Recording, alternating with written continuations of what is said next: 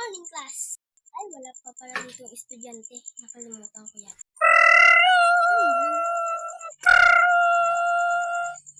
Hello? Ma'am, nandito pa ako sa bahay. Ha? Bilisan mo naman.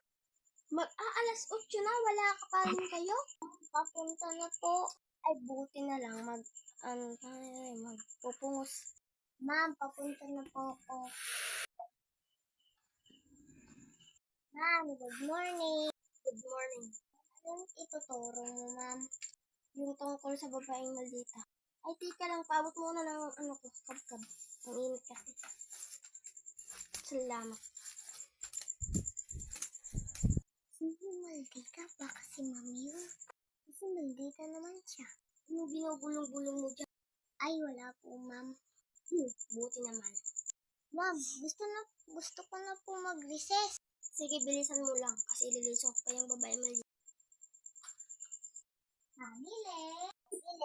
Ano yung bata? Isang teacher, isang biscuit. Sige apo, andyan na. Apo, ilan? Ba't ngayon ka na? Kanina pa akong humihintay sa'yo. Oh, alas 4 na pala. Uwian na. Ay, salamat. Pauwian naman.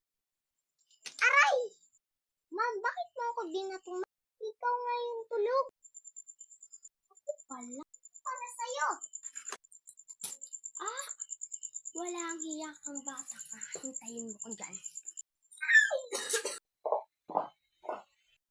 Ay, salamat. Nakauwi na rin. Ay, salamat. Nandito na pa rin sa bahay. O, pulit talagang bata yun. Bukas ng bukas. Ting, ning, ning, ning, ning.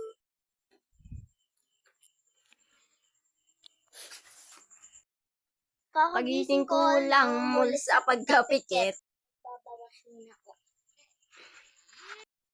Papunta na ako sa eskwelahan. Manang na bata yun. Mandang bata yung pagdating nila. Salamat, tatapos rin. Nasaan ba ang kotse namin?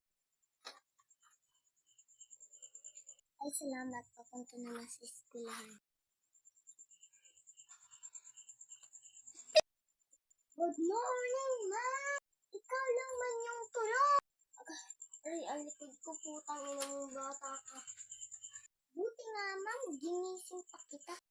Ito ang lesson natin ngayon. Ito yung lesson natin ngayon. Sagutan niyo sa papel.